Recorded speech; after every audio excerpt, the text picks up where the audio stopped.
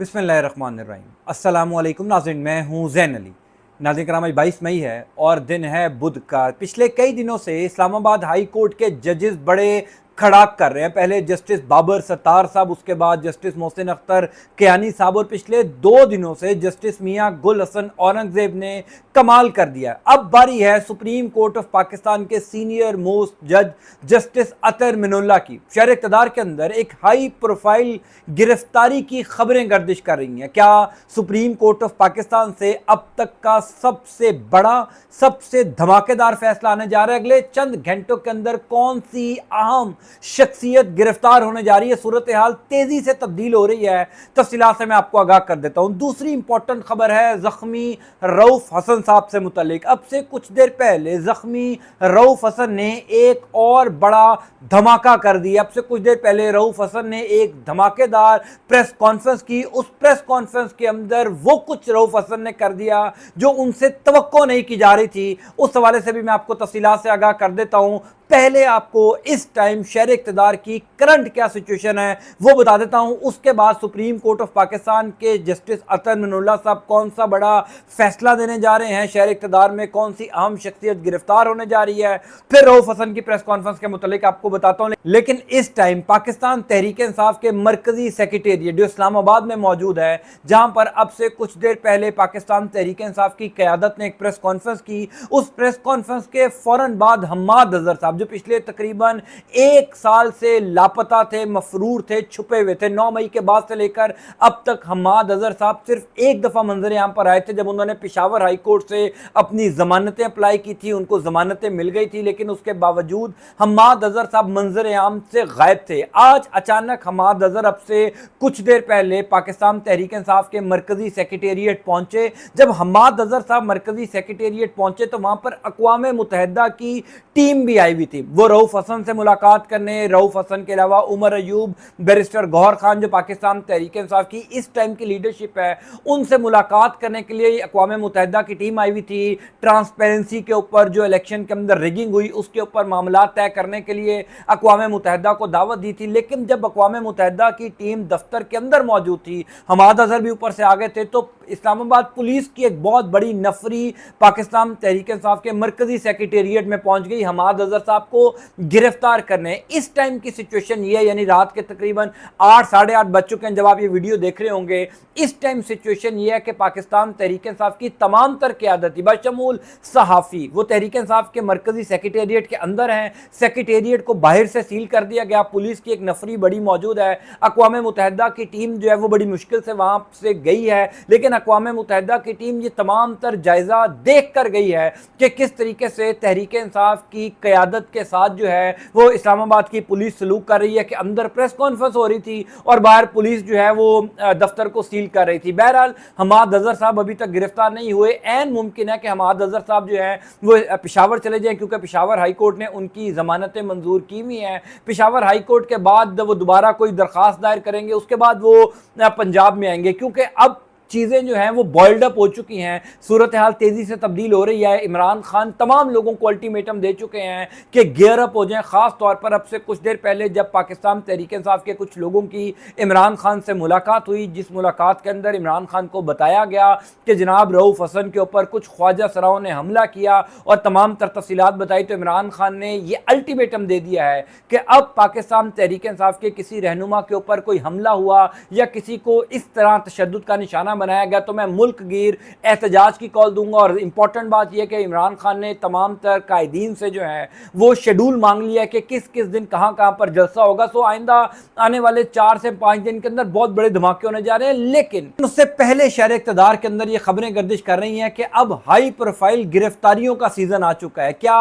वाकई में एक हाई प्रोफाइल शख्सियत शहर इक़्तिदार से गिरफ्तार होने जा रही है? मामला यह है कि पिछले कई दिनों से आप देख रहे हैं कि सुप्रीम कोर्ट ऑफ पाकिस्तान के जजेस जजेस, इस्लामाबाद हाई कोर्ट के जजेस के खिलाफ बाकायदा तौर पर शहबाज शरीफ की हुकूमत मुनज़्ज़म तरीके से हमले करवा रही है। यानी फैसल वाडा ने एक प्रेस कॉन्फ्रेंस की, उसके बाद कामरान टिसोरी ने एक प्रेस कॉन्फ्रेंस की, अता तारड़ ने प्रेस कॉन्फ्रेंस की, ओन चौधरी ने प्रेस कॉन्फ्रेंस की, यानी वो तमाम लोग जिनको इस्टेब्लिशमेंट का फ्रंट फेस कहा जाता है, उन्होंने इस्लामाबाद हाई कोर्ट के जजेस और सुप्रीम कोर्ट ऑफ पाकिस्तान के जजेस के खिलाफ प्रेस कॉन्फ्रेंसेस की और उस प्रेस कॉन्फ्रेंसेस के अंदर मौजूद जजेस के ऊपर जो है वो इल्जामात लगाए। बात यहां तक नहीं रुकी। कल फैसल वाडा जो एक सेनेटर है, आजाद हैसियत में सेनेटर मुंतखब हुए हैं, बहरहाल सब जानते हैं कि वो कैसे सेनेटर बने हैं, सबको पता है कि उनका बैकग्राउंड क्या है, वो पाकिस्तान तहरीक इंसाफ से निकाले गए, उसके बाद भी वो तमाम तर टीवी टॉक शोज में आपको नजर आते हैं, अमूमी तौर पर रोजाना ही, यानी आप किसी ना किसी टीवी टॉक शो के अंदर आप उनको रोजाना देखेंगे। हालांकि वो किसी सियासी जमात से उनका ताल्लुक नहीं है, सीनियर सियासतदान के तौर पर उनको बुलाया जाता है। किसके कहने पर बुलाया जाता है, किसके कहने के ऊपर टीवी उनको इतना टाइम देता है, prime time TV talk shows उनको जो है वो दावतनामा देते हैं, आप सब जानते हैं और हम भी जानते हैं। अगर आप लोगों को पता है तो मुझे बताइएगा कि किसके कहने पर उनको टीवी टॉक शोज के अंदर मदऊ किया जाता है। बहरहाल कल सेनेटर फैसल वाडा साहब ने सेनेट के अंदर एक तकरीर की। वो तकरीर थी जस्टिस अतर मिनुल्लाह साहब के खिलाफ। पाकिस्तान की तारीख में शायद पहली दफा सेनेट के अंदर मुअज़्ज़िज़ जज के खिलाफ इस किस्म की जबान इस्तेमाल की गई हो, यानी खुल्लम खुल्ला नंगी गालियां जो हैं वो सुप्रीम कोर्ट ऑफ पाकिस्तान के सीनियर मोस्ट जज को दी गई। आई एम श्योर इसके ऊपर जस्टिस काजी फायज ईसा साहब जो हैं चीफ जस्टिस, उनकी आंखें बंद होंगी, शायद उनको फैसल वाडा की तकरीर भी सुनाई ना दी गई हो। लेकिन मामला ये है कि शहर इक़्तिदार के अंदर ये खबरें गर्दिश कर रही हैं कि supreme court of Pakistan Faisal Vawda की तकरीर के ऊपर कोई बहुत बड़ा धमाकेदार फैसला,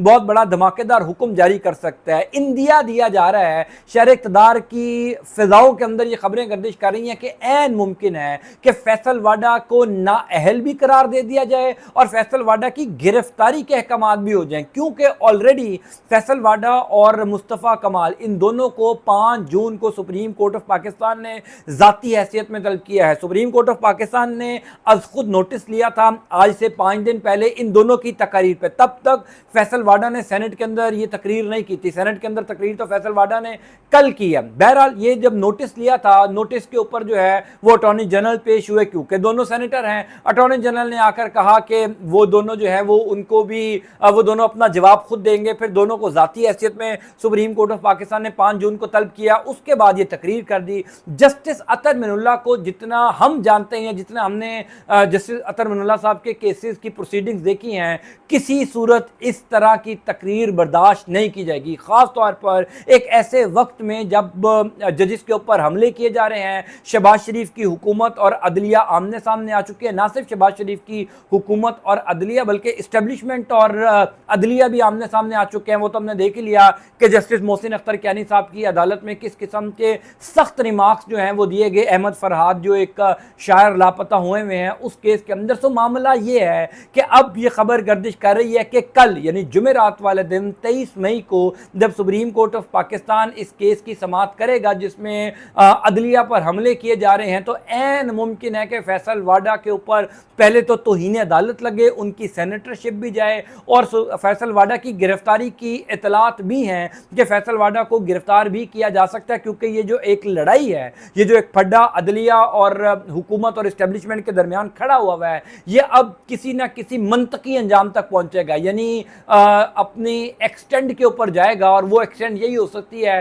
कि किसी ना किसी को गिरफ्तारी देनी पड़ेगी, किसी ना किसी को गिरफ्तार होना पड़ेगा। इसी वजह से जस्टिस अतर मिनुल्लाह साहब के हवाले से कहा जा रहा है कि जो कुछ खड़ा कि इस्लामाबाद हाई कोर्ट के जजेस ने करना था वो तो कर दिया, अब बारी है सुप्रीम कोर्ट ऑफ पाकिस्तान के सीनियर मोस्ट जज जस्टिस अतर मिनुल्लाह की, और कल वो कौन सा बड़ा धमाका करेंगे ये देखना बाकी है। सो आइंदा आने वाले 10 से 12 घंटे सुप्रीम कोर्ट ऑफ पाकिस्तान के ऊपर नजरें होंगी, जहां से बहुत बड़ी खबरें आ सकती हैं, बहुत बड़े फैसले आ सकते हैं। एक और development supreme court of Pakistan से ये भी हुई है कि इमरान खान ने अब से कुछ देर पहले सुप्रीम कोर्ट ऑफ पाकिस्तान में एक दरख्वास्त दायर की है जिसमें उन्होंने कहा है कि मैं जाती हैसियत में वो जो नैब तरमीम केस है जिसमें इमरान खान को वीडियो लिंक के जरिए पेश किया गया था, उसमें इमरान खान ने यह दरख्वास्त दायर कर दी है कि मैं ज़ाती हैसियत में सुप्रीम कोर्ट ऑफ पाकिस्तान आना चाहता हूं और ख़ुद आकर दलाइल देना चाहता हूं। ऐन मुमकिन है कि सुप्रीम कोर्ट ऑफ पाकिस्तान ये इस्तदा इमरान खान की मंजूर कर ले। सो लिहाजा इमरान खान भी अगली समाअत में जो गालबन 28 या 29 मई को होने जा रही है उसमें इमरान खान साहब जो हैं वो खुद सुप्रीम कोर्ट ऑफ पाकिस्तान के रूबरू पेश हों, उससे बड़ी डेवलपमेंट ये होगी कि इमरान खान मंजर यहाँ पर आएंगे। आपने देखा कि उनकी एक तस्वीर सामने आई थी तो कितनी खलबली मच गई थी, पूरी दुनिया के अंदर एक हलचल मच गई थी। तो जब इमरान खान खुद सामने आएंगे तब क्या सिचुएशन होगी। तीसरी इंपॉर्टेंट खबर है जख्मी रऊफ हसन साहब के वाले से। कल रऊफ हसन साहब के ऊपर एक प्लान हमला किया गया GNN टीवी के बाहर, उसके बाद आज रऊफ हसन साहब पहली दफा इस हमले के बाद मंजर यहाँ पर आए। मैं कम अज कम ये तवक्को नहीं कर रहा था क्योंकि मैं जितना रऊफ हसन को जानता हूँ या जितनी उनकी फैमिली को जानता हूँ, रऊफ हसन साहब एक धीमे लहजे के आदमी है। रऊफ हसन साहब जरा ए पॉलिटिकल आदमी है, वो ब्यूरोक्रेट स्टाइल है उनका। तो मैं ये तवक्को नहीं कर रहा था कि इस हमले के बाद रऊफ हसन साहब का रद्दमल इतना संगीन होगा, इतना सख्त होगा। लेकिन आज जो रऊफ हसन ने प्रेस कॉन्फ्रेंस की है वो वाकई में पाकिस्तान तहरीक इंसाफ का रहनुमा ही कर सकता था। एक 75 साल बुजुर्ग, चूंकि रऊफ हसन साहब 70-75 साल के हैं, उनके ऊपर इतना खौफनाक खतरनाक हमला किया गया, उसके बाद जिस तरह आज पलट कर रऊफ हसन ने वार किया। और एक जुमला में उनका आज बड़ा मुझे मजा आया सुनकर, उन्होंने कहा कि ये जख्म जो मेरे मुंह पर लगाया गया ये तो भर जाएगा, ये जख्म ठीक हो जाएगा, मेरा मुंह भी ठीक हो जाएगा, आइंदा आने वाले दिनों में ये पूरा जख्म हील अप हो जाएगा। लेकिन जो एक फर्द वाहिद इस पूरी कौम को, इस रियासत पाकिस्तान को जख्म दे रहा है, शायद वो जख्म हील अप ना हो सके, शायद वो जख्म ना भर सके। ये वो अल्फाज थे रऊफ हसन के जो पाकिस्तान तहरीक इंसाफ का ही कोई रहनुमा बोल सकता है। यानी आज रऊफ हसन साहब ने साबित किया कि वाकई पाकिस्तान तहरीक इंसाफ का जो लीडर है वो एक दलेर आदमी है, वो बुज़दिल आदमी नहीं है। क्योंकि इमरान खान ने भी आज बड़ा सख्त स्टेटमेंट दिया रऊफ हसन के ऊपर जो हमला किया गया। इमरान खान ने कहा कि रऊफ हसन के ऊपर ये कातलाना हमला हुआ है, अगर अब किसी रहनुमा के ऊपर हमला होगा तो हम ना सिर्फ एहतजाज करेंगे बल्कि शहबाज शरीफ की हुकूमत के खिलाफ बाकायदा तौर पर धरने जो है वो मुल्क भर में कॉल दे देंगे। सो चीज़ें पाकिस्तान तहरीक इंसाफ के लिए काफ़ी इंटरेस्टिंग होने जा रही हैं। अदलिया के हवाले से बड़ी इंपॉर्टेंट डेवलपमेंट्स आइंदा आने वाले कुछ दिनों में हो सकते हैं। मैं इंशाअल्लाह आपको अपडेट करता जाऊँगा। अल्लाह ताला आपका आपके रखाना कामयाब। अल्लाह हाफ़िज़।